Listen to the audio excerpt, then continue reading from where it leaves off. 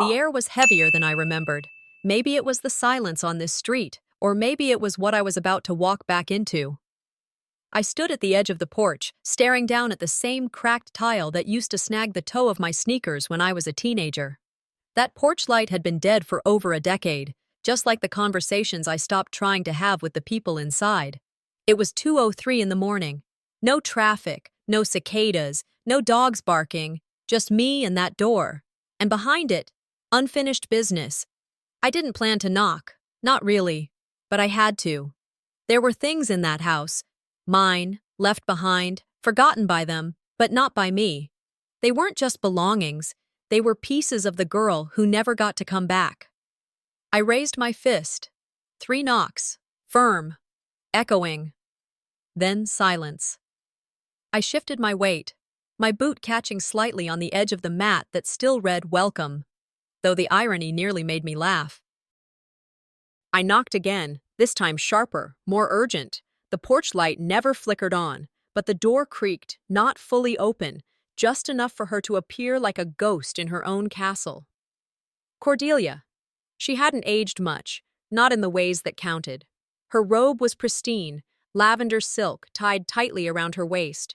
Her hair was swept into its usual twisted bun, controlled, immaculate, too perfect for 2 a.m. "Trash came back?" she hissed. Not even a pretense of civility, just venom, without blinking. I didn't flinch. That tone? I'd grown up being served it for breakfast. "I'm here for my things."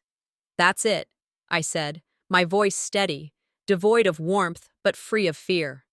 She stepped forward, filling the doorway, arms folded tightly across her chest like a gatekeeper at the edge of hell.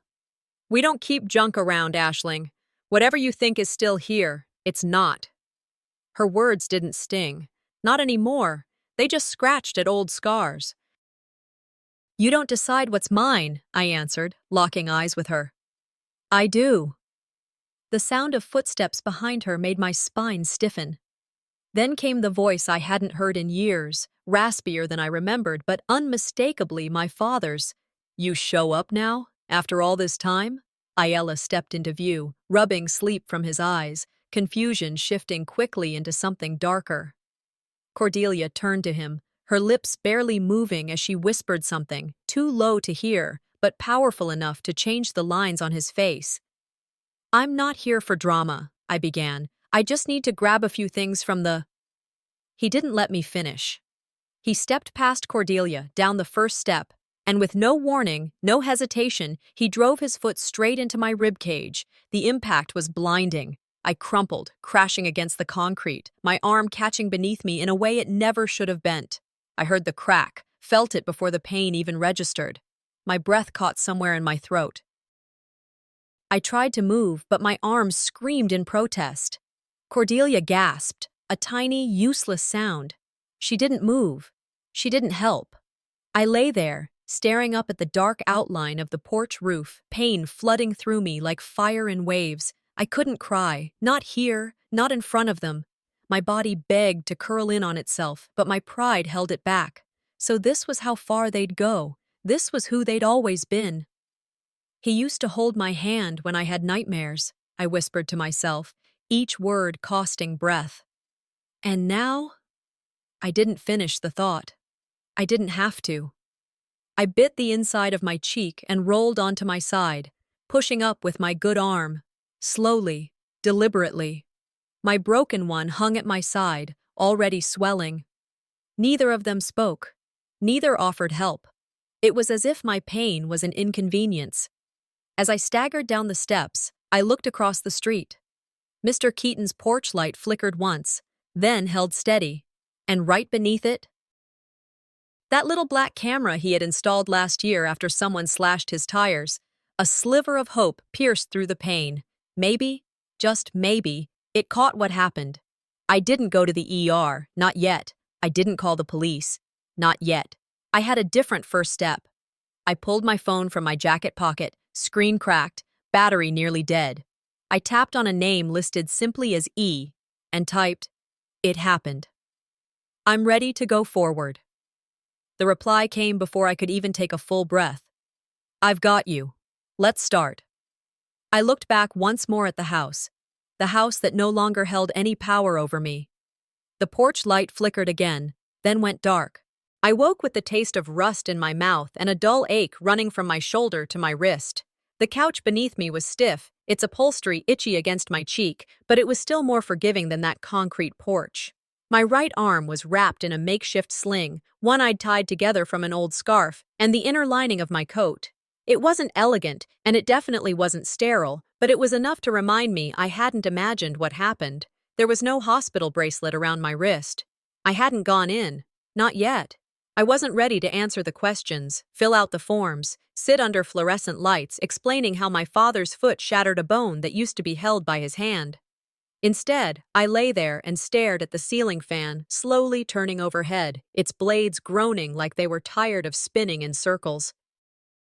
I replayed the moment, his face, the way his mouth tightened just before the kick landed, how Cordelia didn't flinch until after I hit the ground. It wasn't the impact itself that kept cycling in my head, it was the blankness in their expressions, like they were swatting a fly.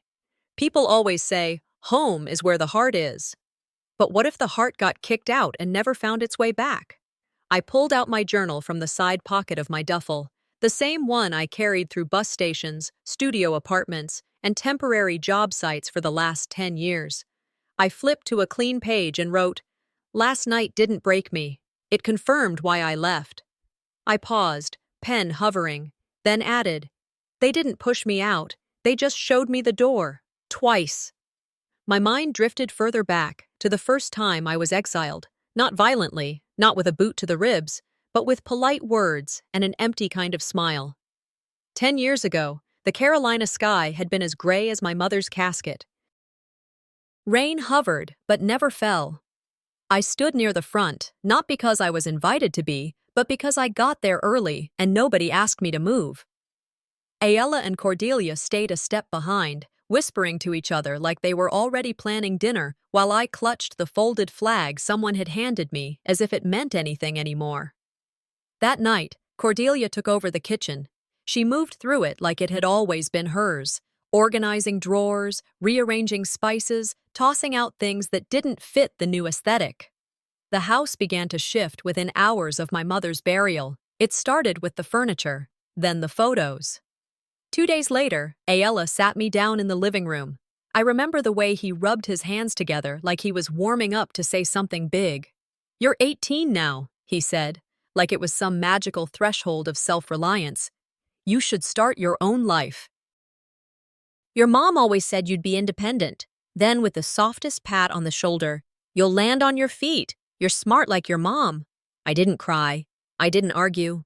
I packed one suitcase, folded my mother's art portfolio under my arm, and walked out the front door without asking where I was supposed to go. Cordelia watched from the top of the stairs, one hand resting on the banister, the other holding a coffee mug that said, "Bless this mess." She didn't wave. She didn't smile. No one called. Not on birthdays. Not at Christmas. Not when I moved into my first shoebox apartment or got my first freelance gig or passed the certification that took me 2 years of night classes and library Wi-Fi to earn. For a while, I told myself they were just bad with phones. Then I told myself they were giving me space. Then I stopped making excuses. Maya Angelou once said, "When someone shows you who they are, believe them the first time." I believed them by the third. Maybe fourth. But I didn't break. I worked. I saved. I built something. Not flashy, not perfect, but mine. I remembered the first time I paid rent on time without checking my balance 3 times. I'd sat on my mattress on the floor, clutching the receipt like it was a diploma. I never told them. I didn't need to. This return trip, it wasn't sentimental. It wasn't about reconnection. It was surgical. I'd come to retrieve what was mine, old sketches, some journals, a locket that belonged to my mother, maybe a few tax records if they hadn't shredded them.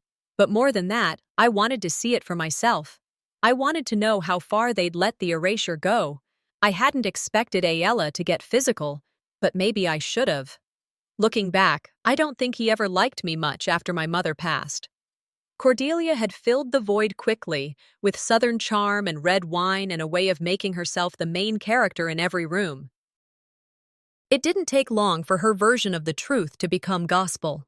Now sitting on the edge of this motel bed, my broken arm reminding me with each throb that I wasn't safe in that house, I began connecting the dots. This wasn't just personal, this was strategic. The way Cordelia took over after the funeral, the way she guided Ayala's choices, the way she handled all estate documents. There was intent. There were things I'd left behind, files, letters, property records I'd never seen. Things I knew existed but hadn't been able to access back then. And now? Now I had a different kind of network. I wasn't the scared 18-year-old sleeping on couches. I had someone helping me, someone who knew how to find paper trails and wasn't afraid to dig.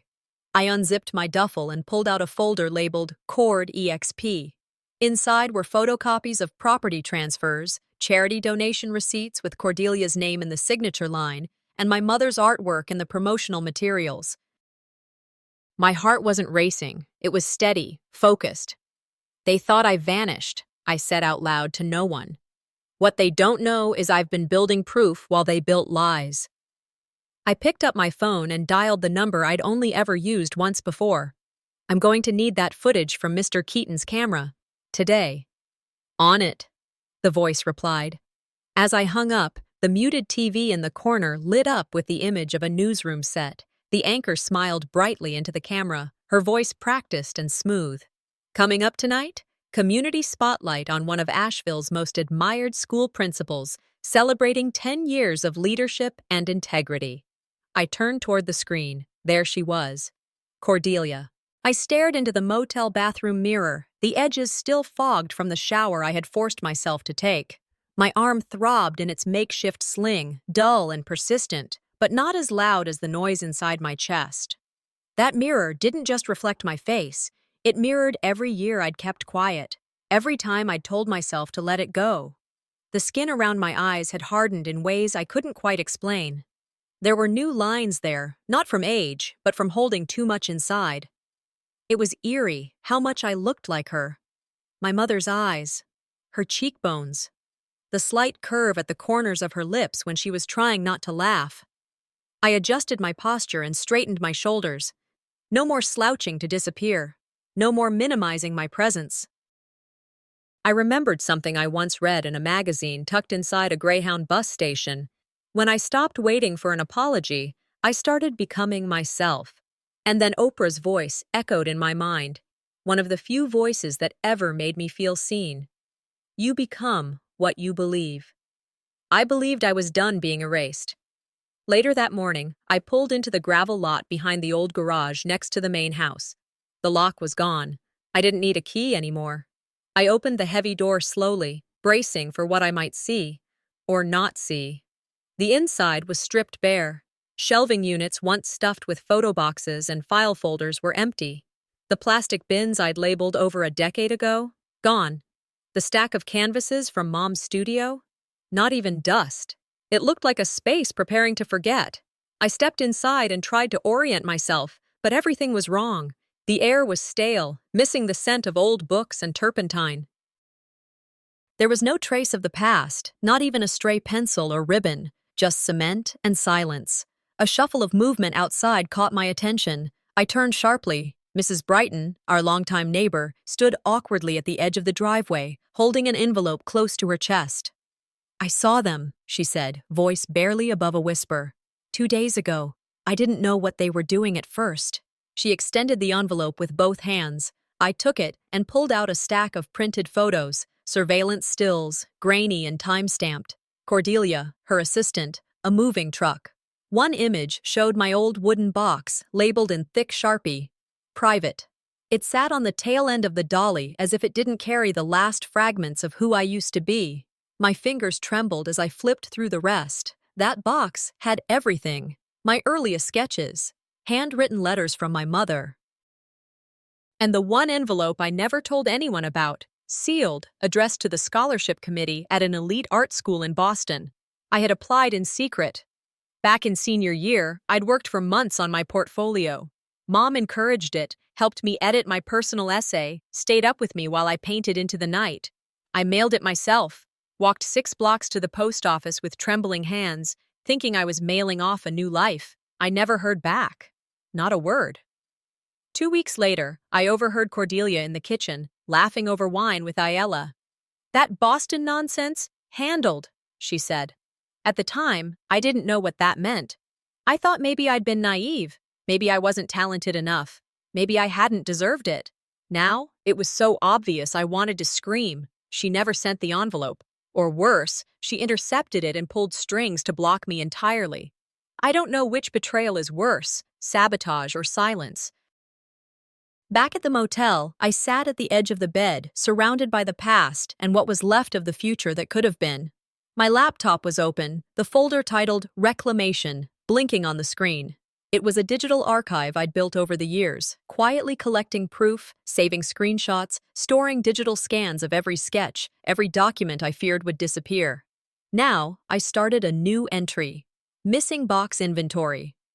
I listed every item I remembered: 10 original sketches, 9 letters from my mother, 1 sealed scholarship envelope. I added details, dates, context, any attached meaning. Then I opened a template affidavit and began typing. This box contained irreplaceable intellectual property, personal communications, and evidence of stolen opportunity. When I finished, I saved it, printed a draft, and attached it to an email addressed to Alara. Subject line: "They didn't just steal my things, they stole my voice." My hands hovered over the keyboard a moment longer. And then I typed a single line: "This isn't about nostalgia, this is about justice." I sent it. Standing up, I crossed the room and looked back into the bathroom mirror. My reflection met me with something new. Not anger, not sadness, something sharper. Focus. I was never lost, I whispered to myself. I was misplaced, and I'm back. I pulled my mother's self-portrait from my duffel. It was the last piece she ever painted. I placed it on the nightstand and looked into the painted version of her eyes. That's when my phone vibrated. It was a message from Alara. Alara: "You won't believe what Cordelia listed under her property disclosures at the school district." My chest tightened. I tapped for more. Alara: "She registered your mother's portfolio as her own educational material, copyright claimed." My fingers clenched the phone until my knuckles ached. "She didn't just erase me," I muttered under my breath. "She replaced me."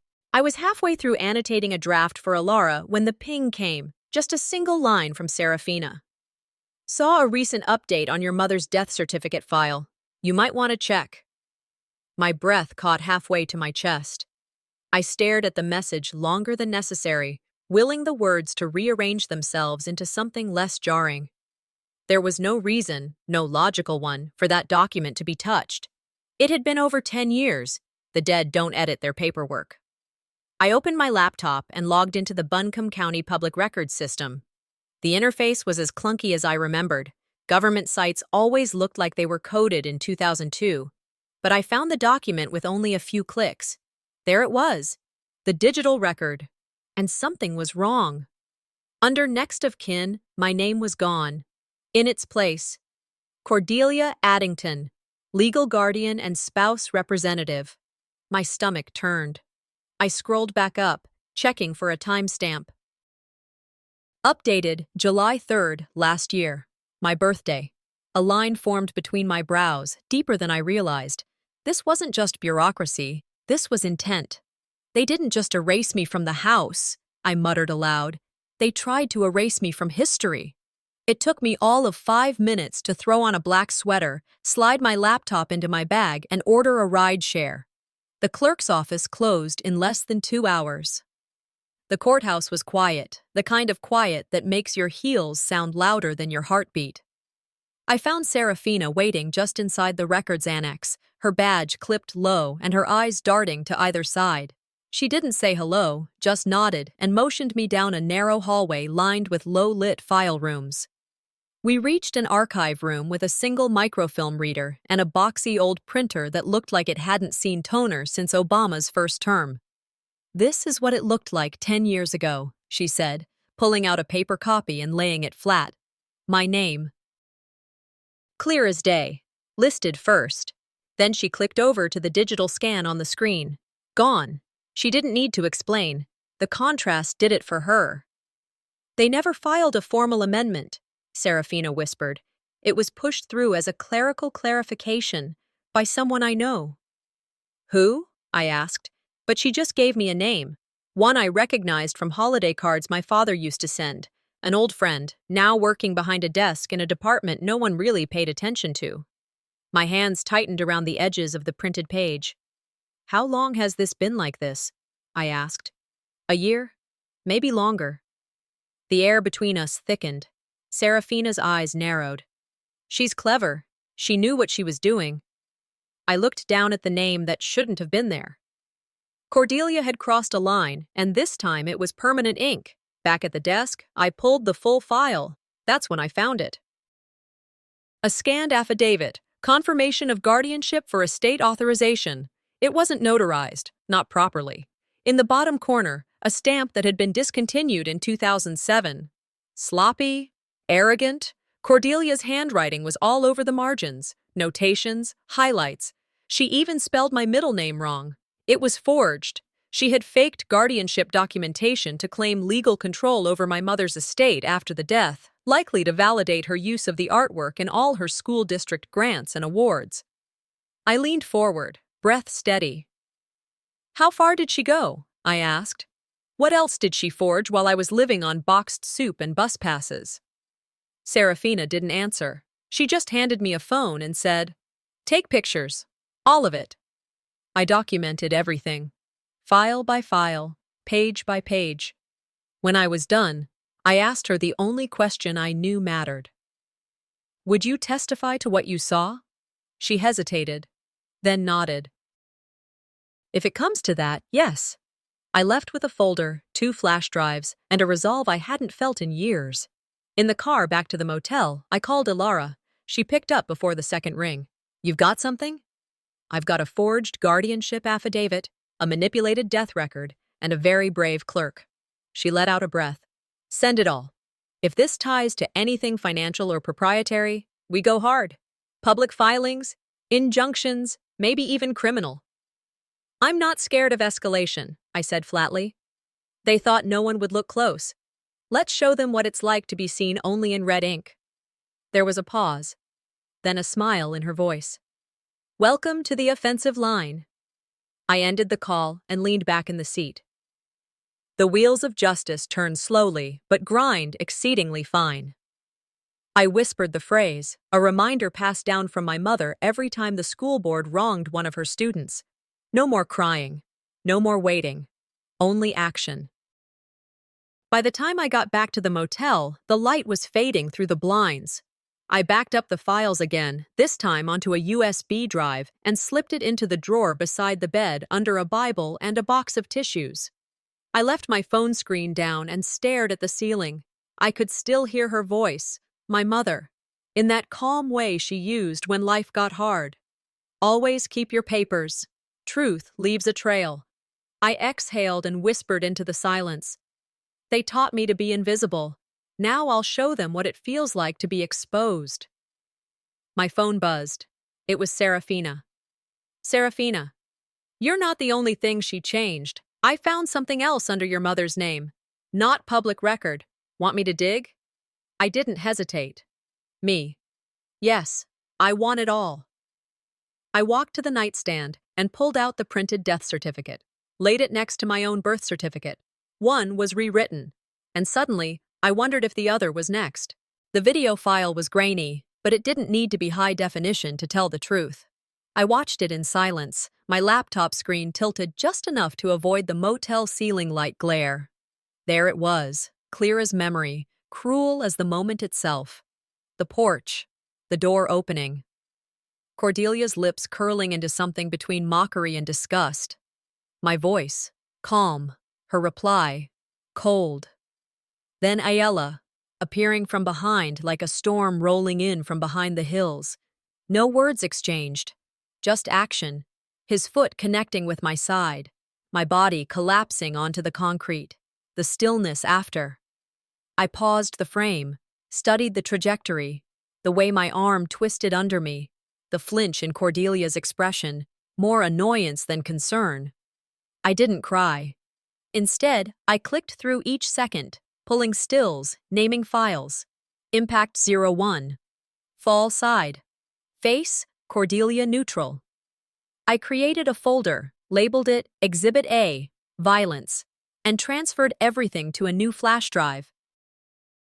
They thought they left bruises. I was building exhibits.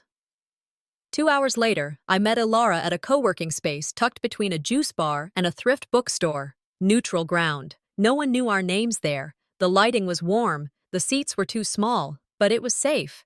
She leaned in as she watched the footage, eyes narrowed but unreadable. "This is leverage," she said, her voice calm but firm. "Physical assault, no verbal provocation. They can't spin this." "There's more," I told her. "There's forgery, document tampering. They erased my name from legal records. I have the printouts." Ilara tilted her head slightly, her face softening. "And emotional distress. There's a case here, Aisling. A real one." "I don't want money," I said. "I know. I don't want apologies either. You want them exposed." I nodded. She pulled out a legal pad and started writing. "We'll start with a cease and desist. Specific language. Any further use or destruction of your mother's intellectual property will result in criminal escalation. We'll file injunctions, freezing school-related usage, filing a copyright reversal." I watched her pen move. Each word was a blade. "They counted on me staying silent," I said, my voice low. "Let's make noise." That evening, as the streetlights flickered outside my motel window, I dialed a number from my burner phone, the one I hadn't used since everything started. The line rang 3 times. Then she answered. "Hello? This is a courtesy call," I said flatly. "You'll be receiving legal documents tomorrow morning. Don't touch anything else." "Aisling?" she asked, feigning surprise. "Still playing dress-up as the smart girl?" "No," I said, my tone like frost. "I'm the girl who kept receipts." There was a pause, then a scoff. "You really think anyone will care about your version?" "I don't need them to care. I just need them to see it." I ended the call without another word. Immediately, I emailed the cease and desist documents Ilara had drafted to every address tied to Cordelia's name: school board, personal, the local arts coalition. Then I called Serafina to verify the court filing protocols for the injunction. "That'll hit the clerk's desk first thing Monday," she confirmed. I sat back and exhaled, the kind of breath that feels like exorcism. Later, I pulled out my journal. Not the digital folder this time, the actual notebook with the maroon cover and bent spine. I wrote without thinking. They made me small, so I became sharp. Every time I survived, I learned. I didn't know I was collecting ammo. I thought I was just surviving. I paused, then added, "But I'm not begging for peace anymore. I'm building justice." I thought about a job interview years ago, back when I still believed wearing heels made me look older. The interviewer had looked me up and down and said, "You've got grit. Women like you win in the long game." He was right. I turned to the camera on my laptop and hit record, not for anyone else, not yet, just me, a personal log, a boundary. "My name is Aisling Addington. If you're watching this, then something's happened or is about to. I've been assaulted, gaslit, and erased, but I've documented everything, every file, every document, every lie." I stared into the lens. "If anything happens to me, this file is to be shared with the outlets listed in the encrypted folder, labeled Truth."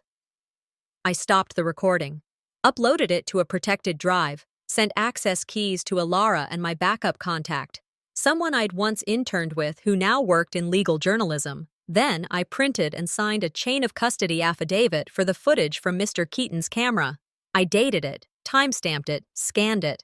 The pieces were coming together. Later that night, I lay in bed, not quite ready to sleep.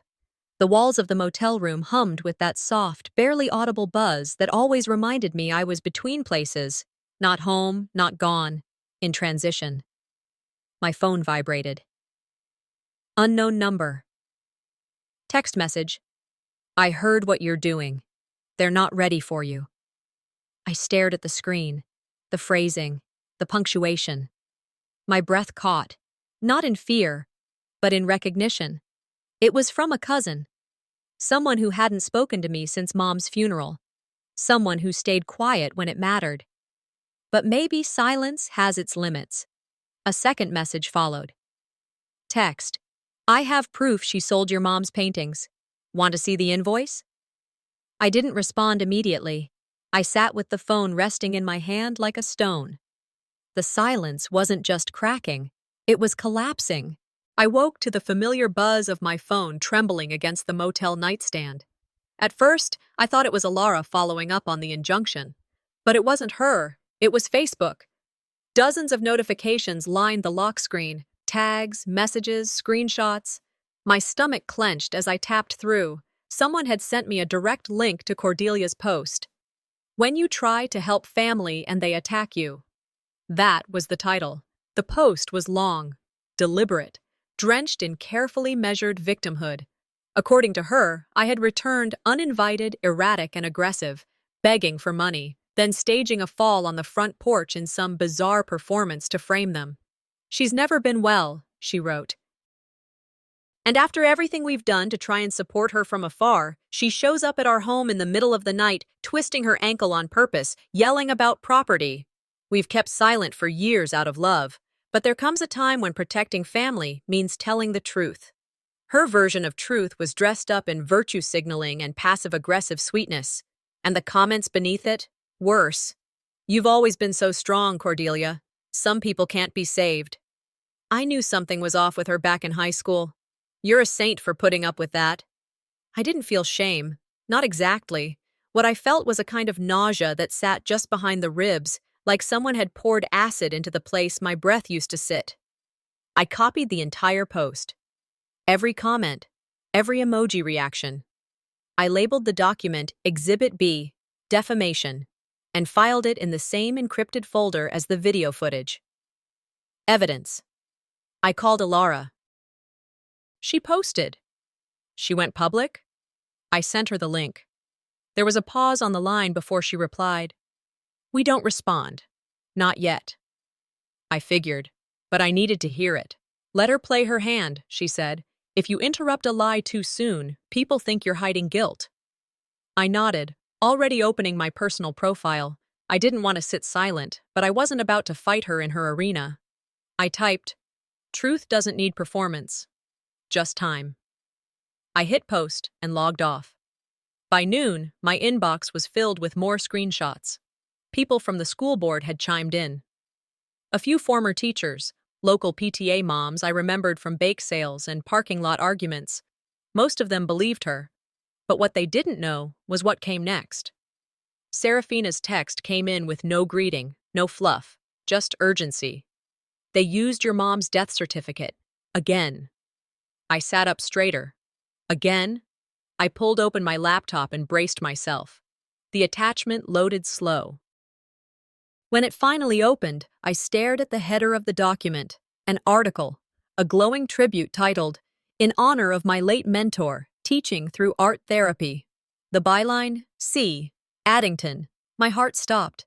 Inside were scanned sketches, my mother's sketches, watermarked with her initials, rebranded under Cordelia's name. The accompanying write-up painted Cordelia as the emotional heir to my mother's philosophy on education, community healing, and visual storytelling. She used the forged next of kin title to validate the material. She'd submitted it as part of an educator's showcase hosted by the state. I sat in silence for a full minute. Then I forwarded the file to Alara with a single sentence. We escalate, today. Within the hour, Alara had drafted a formal cease and desist, more aggressive than the last. This one cited public defamation, property theft, falsification of legal documentation, and copyright misrepresentation. I sat beside her as she refined the language, her fingers moving like piano keys. She wanted attention? I said. Alara nodded. We'll give her attention, but it won't come from likes or shares. It'll come with certified letters and docket numbers. We coordinated the delivery to align with an upcoming school board meeting Cordelia would be attending. The server would hand it to her in front of colleagues, peers, and press. It wouldn't just be a document, it would be a mirror. That evening, I stood in front of the mirror in the motel's tiny bathroom, applying a soft line of eyeliner, not for vanity, but precision. I pulled my hair into a clean bun. Professional, neutral, controlled. I arrived at the school district building 5 minutes early. I didn't go inside. I didn't need to. I stood just across the street, sipping coffee as the sun started to lower behind the courthouse dome. I saw her walk in, flanked by two assistant principals. Her heels clicked too sharply. Her smile was too fixed. Then came the server, a man in a navy blazer. He walked right up, pulled the envelope from his briefcase, and addressed her by full legal name. She hesitated only a second. Her face didn't twitch. She accepted the envelope and tucked it under her arm like it was a syllabus. But she didn't look back. Inside, I heard murmurs. One board member glanced at the envelope, catching my name in the corner. A few eyes found me through the glass. I didn't wave. I don't want her ruined, I whispered to myself. I want her revealed. That night, I was packing away documents when my phone buzzed again. A new message. No name. You don't know me, but I knew your mother. And I knew Cordelia back then too. I think it's time you hear what really happened.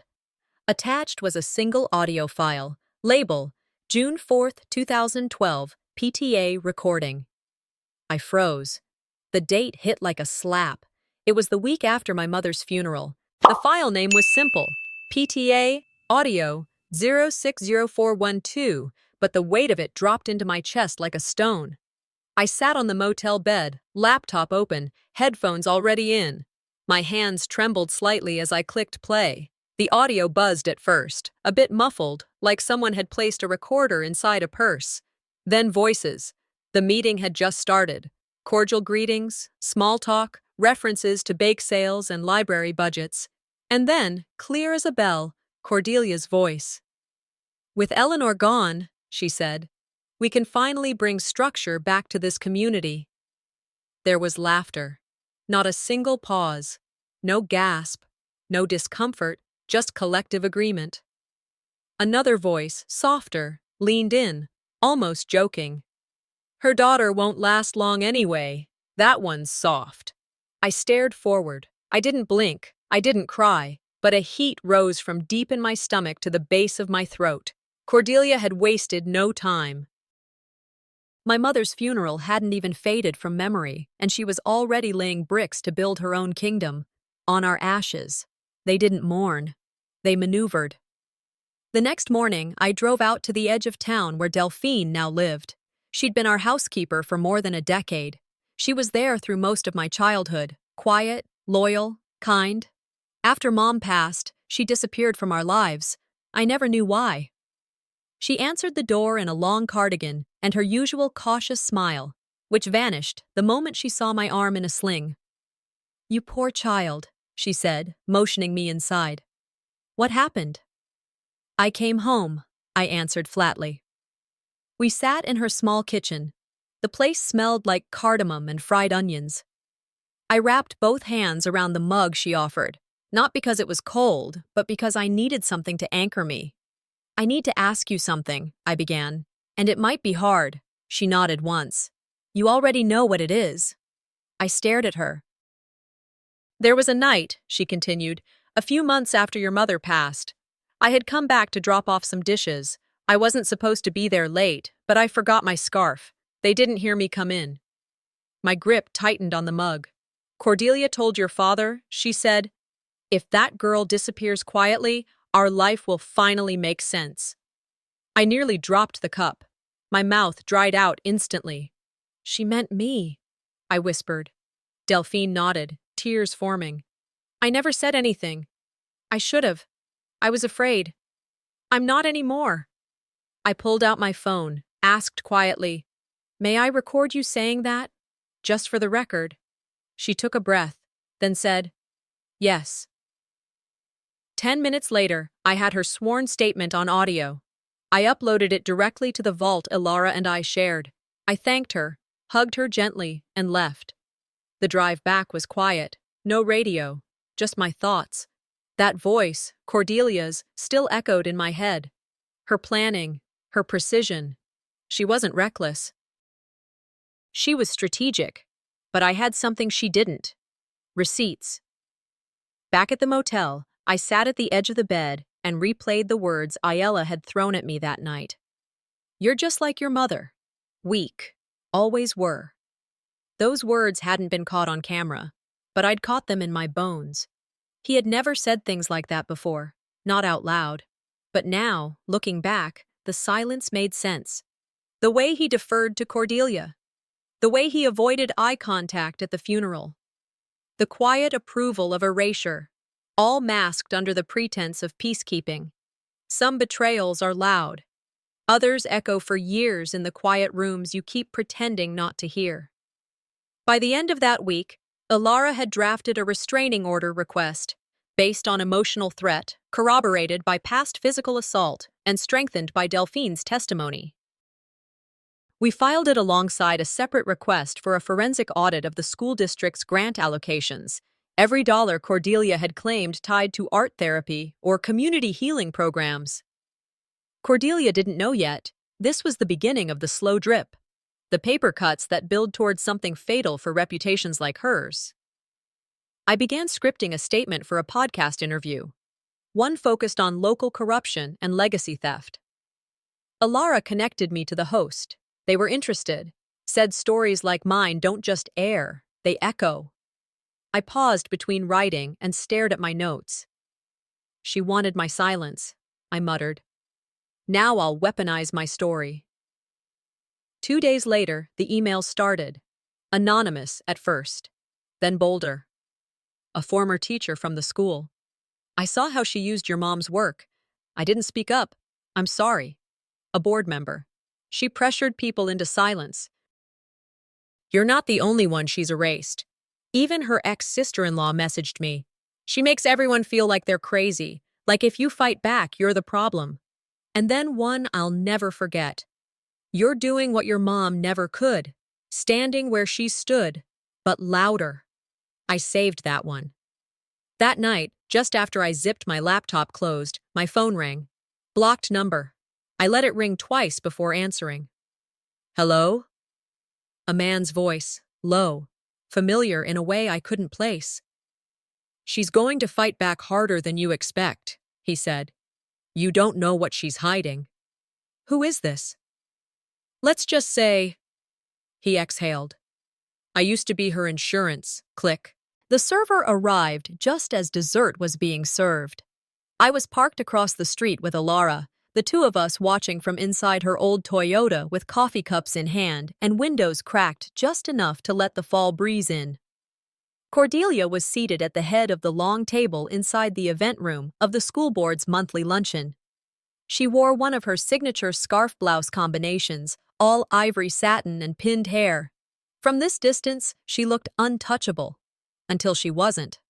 He walked in, gray suit, black leather folder under one arm, and asked for her by name. I could see the ripple spread from one side of the room to the other as her name was called. She turned, smiled, even shook his hand like it was a charity auction. Then he handed her the envelope. Yellow, thick, court-stamped. I could see her fingers twitch. She kept the smile on her face. That was her game. Perform. Always perform. But when she sat back down, her hand trembled just slightly as she reached for her glass. Her allies around the table started shifting. Some leaned away, some whispered. She didn't look at any of them. "She counted on shame to silence me," I said, sipping my coffee. "I counted on truth to expose her." Ilara didn't smile, but I saw the corner of her mouth flick. Sometimes justice needs a stage. Cordelia exited 5 minutes later, her face composed but her body stiff. Ayala wasn't with her. He never showed up to these things anymore. Probably didn't want to be seen beside a scandal waiting to happen. As she stepped into the parking lot, her assistant scrambled to follow. 2 board members crossed to the opposite side of the room. From where I sat, it looked like the structure she'd built was starting to lean. That night, the story aired. I sat cross-legged on the motel bed with the volume turned low but sharp enough to catch every word. The local news anchor had that perfectly balanced voice, serious but not alarmist, warm but clipped. "Tonight," she said, An exclusive story about a woman reclaiming legacy, identity, and justice. The headline read, "Local Woman Sheds Light on Familial Fraud." The piece ran for 4 minutes. They had done their homework. They referenced the physical assault captured by the porch camera, faces blurred, names omitted, but the context was unmistakable. They showed side-by-side comparisons of my mother's artwork and the materials Cordelia had submitted to the district. They mentioned the forged death certificate, the manipulated public records, the silence from the school board. Then came the quote, my voice, disguised but intact. I was told to stay quiet. Instead, I stayed conscious. The segment ended. The screen faded. But the noise was just beginning. Within minutes, notifications flooded in. Private messages, comment tags, emails. People I hadn't spoken to in years. A neighbor from when I was 7, a former art student of my mother's. A quiet apology from someone who once shared a table with Cordelia at a charity gala. Then the hashtag started trending locally. #art not yours. #mother thief. I didn't feel triumphant. I didn't cry. I didn't even exhale. It wasn't a victory. It was a correction. The next day, I received a message from a former PTA member. She told us you were ungrateful, that you didn't care about your mother's memory. We believed her. Another. She used your mom's death as a stepping stone. I see that now. I'm sorry. I didn't reply to most of them. I wasn't interested in validation from people who needed a news segment to finally look closer. But I documented everything. Cordelia's inner circle began to shrink. Her assistants stopped showing up. One of her closest allies on the board quietly stepped down. Ilara forwarded me a memo from the district. The school board had called an emergency session citing professional ethics concerns. This is not revenge, I wrote in my journal that afternoon. This is repair. I printed out my next filing, an official claim of intellectual property ownership on every one of my mother's pieces that had been used without permission. The process wasn't emotional anymore. It was methodical. Every document, every signature, every timestamp was a stitch in the fabric of something larger. My mother's voice returned. Then, late that evening, an email came through. From Ayala. No subject line, no salutation, just one sentence. This didn't have to go this far. I read it 3 times. Then I forwarded it directly into the legal folder. No response. No commentary. A memory bubbled up. Me at 15 standing in the hallway while Cordelia called me selfish for wanting to apply out of state. Ayala stood just behind her. He didn't defend me. He didn't look at me. He just turned and walked away. Silence isn't neutral, I murmured to myself. It's an endorsement.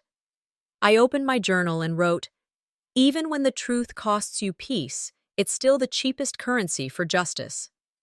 The phone buzzed again. Ilara. She may countersue, she warned, or go through someone else. Be ready. I was already uploading new files to the vault, screenshots from the online slander campaign, a list of possible retaliation channels, recent updates to her media partners. I'm ready, I said, and I'm not alone anymore. The next morning, as I was tightening my sling and preparing to meet a contact from a press team, another message arrived. Blocked number. Nice show tonight. Shame you forgot what's hidden in your mother's will. Attached was a photo, a legal envelope, yellowed but intact. My mother's handwriting across the front. She didn't just leave you a legacy, she left you a weapon. The envelope in the photo had my mother's handwriting on it, elegant, slightly slanted, the way she always wrote when something mattered. I zoomed in until the corner seal came into focus. My breath hitched. It was the symbol used by her private attorney, Mr. Carver. He'd passed away 2 years after Mom, but that seal was unmistakable, only used on legal documentation, not a letter, not casual correspondence. This was formal, protected. She'd done it. Somehow, in the fog of illness, the grief of preparation, she'd left me something no one else knew about. Not even Cordelia. Maybe not even Ayala. I thought back. Where would she have hidden it? Not the house. Cordelia had turned the place inside out. Not the garage, either. I shut my eyes and pictured her again. Where did she feel most like herself? The studio, my mother's sanctuary. Her legacy lived there long before Cordelia ever crept her way into our lives. She always said, if it's worth protecting, it should live beneath the things no one thinks to touch. That meant one thing: the old safe under the floorboards. By late morning, I was behind the wheel, driving past the fading edges of Asheville toward the abandoned art studio on Hillcrest. The place had been shuttered for years, the glass dusty, the sign faded, but to me, it still pulsed with memory. The back door key was still under the chipped ceramic pot next to the cracked stairs.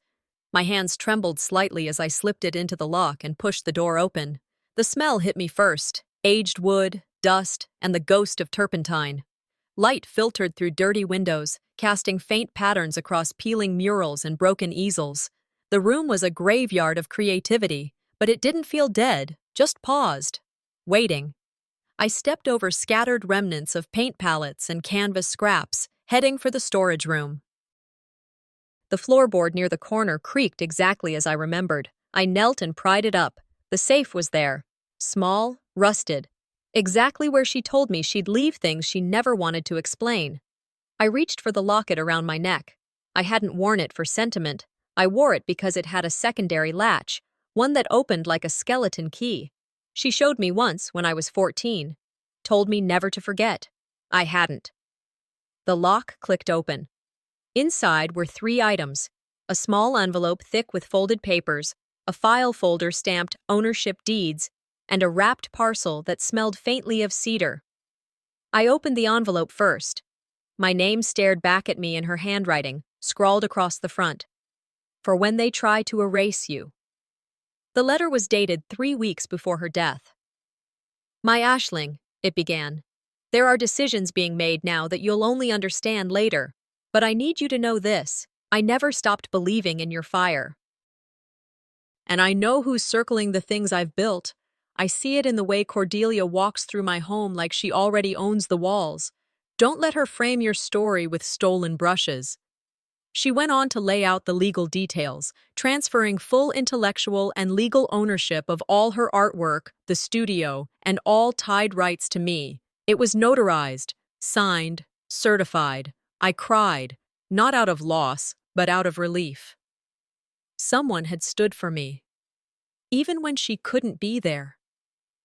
I pressed the letter to my chest, then folded it back into its envelope with reverence. This wasn't just paper, it was armor. Back at the motel that evening, I scanned every document, sent them to Alara. She called within 5 minutes.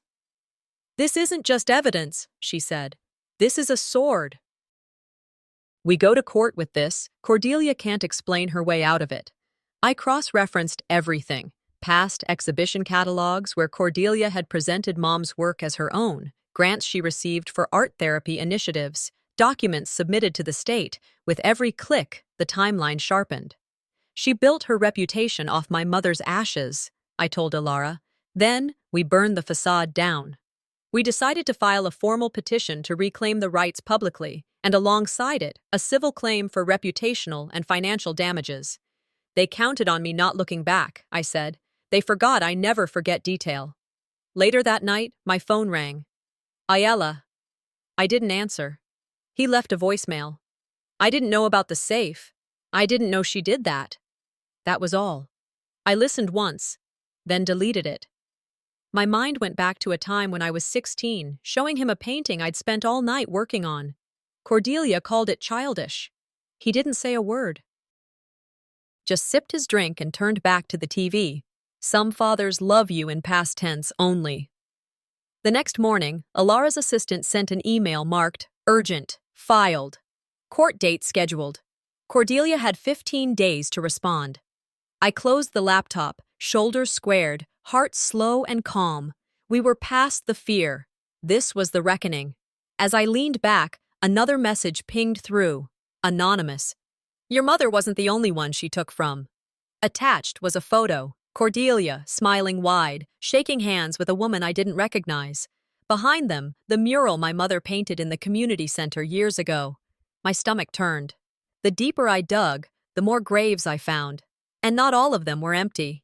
The Buncombe County Courthouse hadn't changed much. Same rust-streaked pillars, same scuffed marble floors. But as I walked through those double doors, something felt different.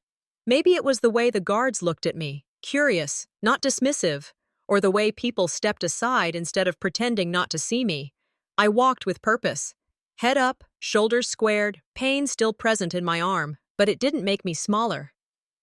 The waiting area buzzed. Low murmurs, people shifting in uncomfortable wooden benches. I saw a few familiar faces, former teachers, a neighbor who once told me my mother's dahlias were the only beautiful thing left on our street. Most of them didn't meet my gaze, but they didn't look away either. Cordelia entered 10 minutes later. I clocked her from the corner of my eye, stiff smile, overly powdered face, navy suit that didn't quite fit her shoulders. The posture of someone holding everything together with a threadbare string. Maya Angelou's words ran through my mind. When people show you who they are, believe them the first time. And I had, over and over. She'd shown me. This isn't revenge, I reminded myself. This is a reckoning. Inside the courtroom, it was cool, almost too still. I sat beside Alara, my files lined neatly in a leather binder. She looked over, gave me a quick nod. Then we began. Alara rose and started with the documents from the vault. Originals. Notarized. Undisputed. She walked the court through every detail, timeline, intent, authenticity. She spoke with precision, her voice steady and deliberate. No theatrics, just fact. Then came the footage, the porch video, the meeting audio, Delphine's affidavit. The judge leaned forward during each section, eyes narrowing, pen tapping lightly against his desk. Cordelia's lawyer stammered objections, weak ones, misinformation, misinterpretation, privacy breach. None of them stuck. Cordelia herself sat stone-faced, jaw clenched. At one point, she reached for her water glass and missed it. Her fingers shook. The gallery behind us, once filled with polite support, began to shift. I heard someone gasp during the part about the forged death certificate. Another whispered, "Oh my God," when the side-by-side of the original painting and her plagiarized version appeared on screen. The judge cleared his throat. "Does the defense wish to contest ownership of these materials?" Cordelia opened her mouth, but her lawyer put a hand on her arm. She stayed silent. For once, and me, the girl who was kicked out twice, who was called soft and unstable, said nothing. I didn't need to. The silence worked in my favor now. It filled the room like justice arriving without sirens. An hour after the hearing ended, Alara and I stepped outside. A staffer approached us just as we reached the courthouse steps. She handed Alara an official envelope. "From the district," she said. "They wanted you to have it directly." Inside was a single sheet of paper, suspension notice. Cordelia's role as director of the arts education program was officially paused, pending full investigation, immediate removal from classroom duties, media inquiry response on hold. Across the street, I saw a small crowd forming, reporters, onlookers, maybe even some of the same people who once believed her Facebook posts. I didn't stop. I didn't speak. I walked right past them. By that night, Cordelia's name was trending again, but this time, it wasn't supportive hashtags. Hashtag truth be painted. Eleanor deserved better. Her educator profiles were swarmed with public comments. "Resign. Explain this. Shame on you." PTA pages began removing her name from banners and newsletters. Even her volunteer listings started disappearing from local directories. "This isn't the end," Alara told me as we sipped tea back in the motel. "But it's the unmasking." I smiled for the first time that day. "Good. I prefer real faces." She tried to confront me afterward, hallway near the elevators. Same venom, just quieter. "You think this makes you the better daughter?" she hissed, cornering me with a tilt of her head, and that tone that always sounded like she was blessing you while burying the knife. I turned to face her. "I never wanted to be a daughter to you. I just wanted the truth to stand." Her lips curled, anger rising under too much foundation. "I made you who you are." I blinked once, then said, You tried. And that's why you failed. I walked away before she could respond. The moment didn't feel cinematic. It felt like closure, like the chapter was turning itself, with or without my hand. That evening, I didn't write in my journal to unload pain. I wrote to design. I listed names, 3 of them. All women mentioned by others.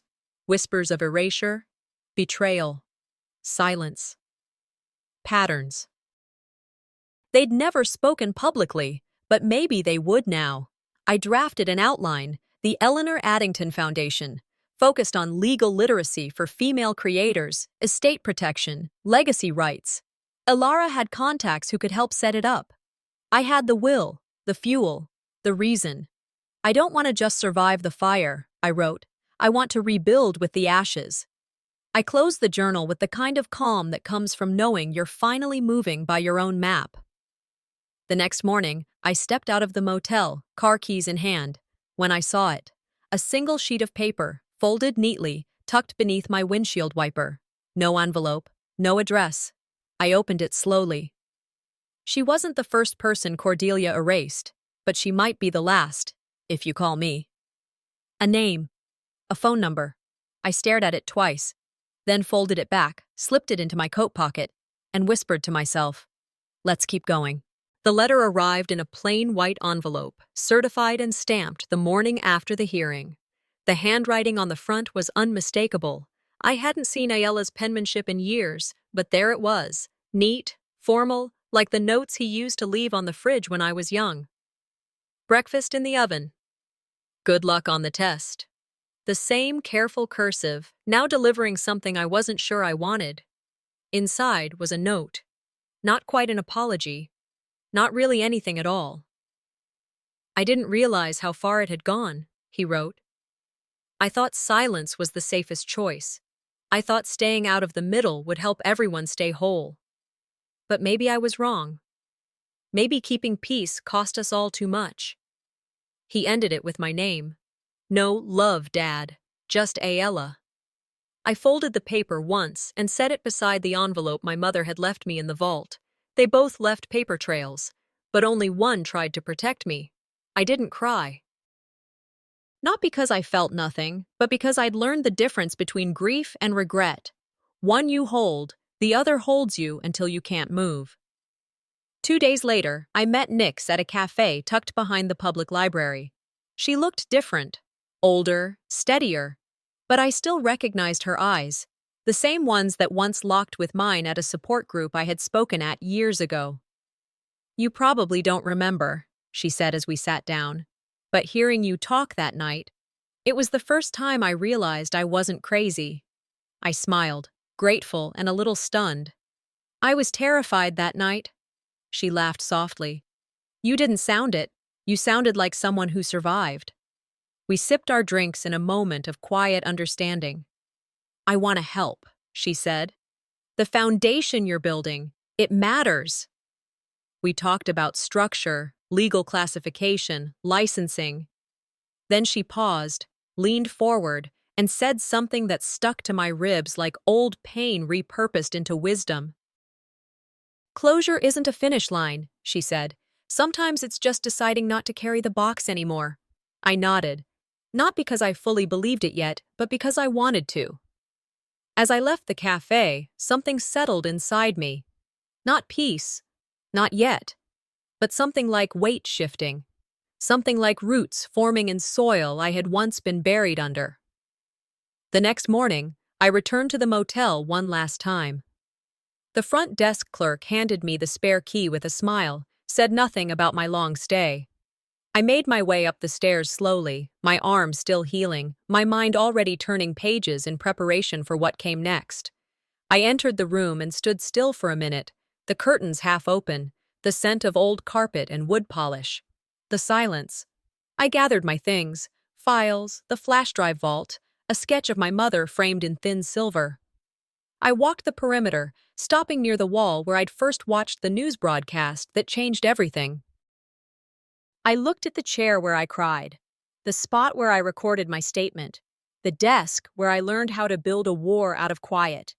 This room held the fight, I whispered, "but it doesn't get to hold the future." Before I left, I wrote something on a sticky note and placed it on the dresser. "Thank you for the quiet." Then I locked the door behind me and didn't look back.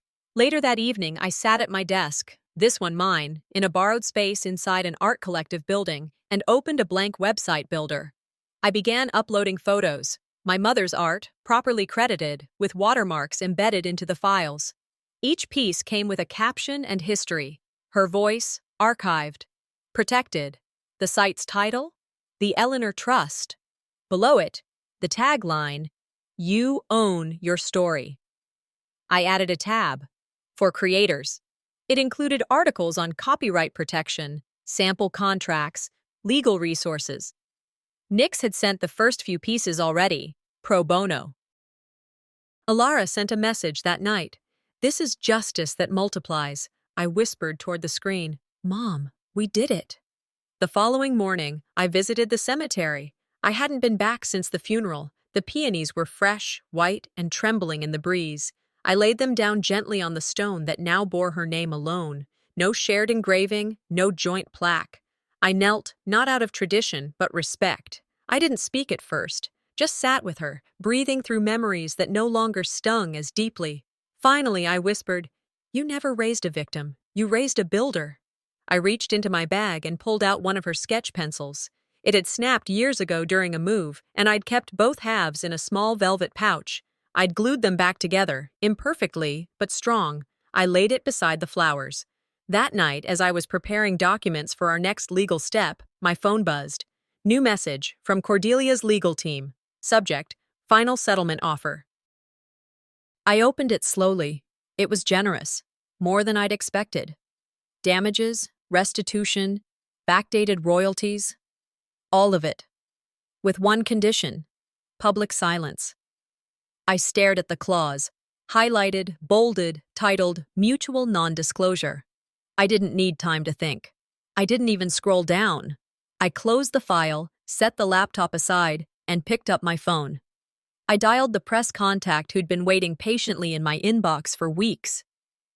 "Hi," I said, my voice clear. "This is Aisling Addington. I think it's time I told my story."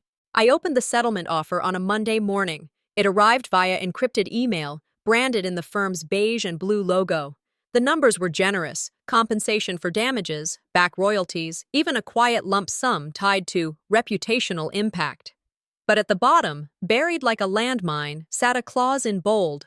All parties agree to refrain from any public discussion of the events, documents, and individuals named herein. Silence. Bought and packaged. I stared at the screen for a full minute before closing it without a second glance. Then, with a breath more steady than I expected, I posted one sentence on every public platform tied to my name. "My silence isn't for sale. My story is for history." The reaction was instant. Support poured in, messages from artists, educators, and strangers. Others questioned my motives, called me dramatic, opportunistic. I didn't argue. I let the storm move around me, because storms don't shake foundations built on truth.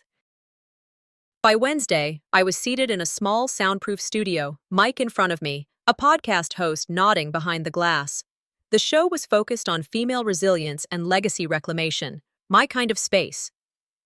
"You can't shame someone who's walked through the fire barefoot," I said in the teaser clip they aired before the full episode. "They already know pain. What you should be worried about is how steady they've become." The school board issued a formal inquiry the same day, citing integrity violations and abuse of intellectual rights.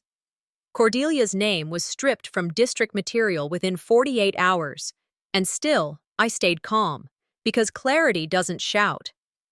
The final hearing was scheduled for Friday morning. I wore navy, no makeup, hair pulled back, simple earrings my mother had once worn to her own gallery openings. The courtroom buzzed when I walked in. This time, there was no dread.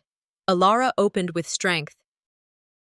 She presented the will, the one from the vault, signed, notarized, and buried beneath layers of deceit Cordelia thought no one would ever dig through. Its terms were clear, unshakable, irrevocable. The judge reviewed the language with focused attention. Cordelia's team offered a feeble defense, suggesting emotional confusion, misunderstood authority, informal delegation.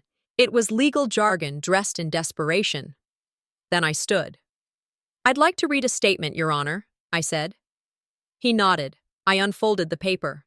"You didn't just steal art," I began, voice steady. "You tried to steal a lineage. You painted over someone else's story and signed your name in thick ink, hoping no one would notice the brushstrokes weren't yours.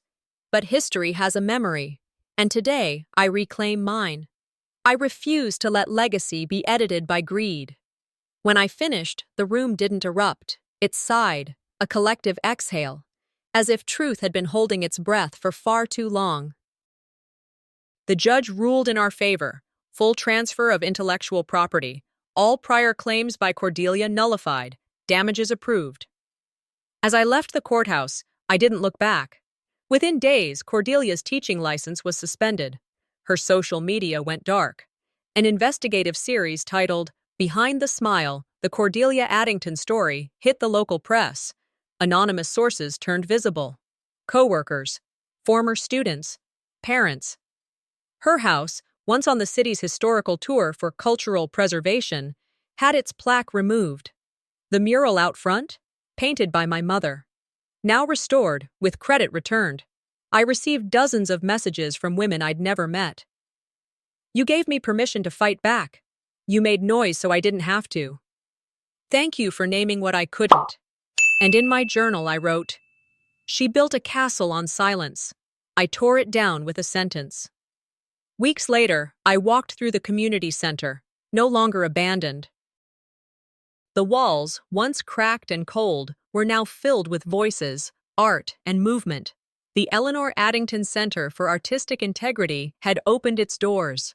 Teens sketched on easels. A mother read aloud in the children's corner. One wall displayed my mother's original paintings, every piece once claimed by Cordelia, now properly framed and revered. I ran my fingers across the engraved plaque by the entrance. "We are not what they call us. We are what we keep creating." For the first time, I didn't feel like I was building from ashes. I felt whole. That night, at home, I opened a drawer I'd left untouched since the day we won. Inside was an envelope, yellowed by time, marked in my mother's handwriting, "For when the battle feels won." I opened it carefully. Inside was a note. "Baby girl, even in a world that tries to erase you, your existence is proof they failed." There was also a photograph, me at 12, standing in front of my first finished sketch. My mother beside me, hand on my shoulder, both of us smiling at something only we could see. I placed the photo next to the court ruling on my desk, and I said, "This wasn't about revenge. It was about remembering who I've always been." That weekend, I hosted our first community fundraiser. No press, no fanfare. Just people, young and old, sharing stories, creating, connecting. As the event wrapped up, I posted one final message. "To every woman silenced in rooms filled with fake smiles, may you one day speak loud enough to make the walls crumble." I didn't wait for reactions. I didn't refresh. I stepped into the studio space, surrounded by voices, by sound, by color, none of it stolen, and on the final wall, one last quote. "This story wasn't told to be believed. It was told so no one could forget."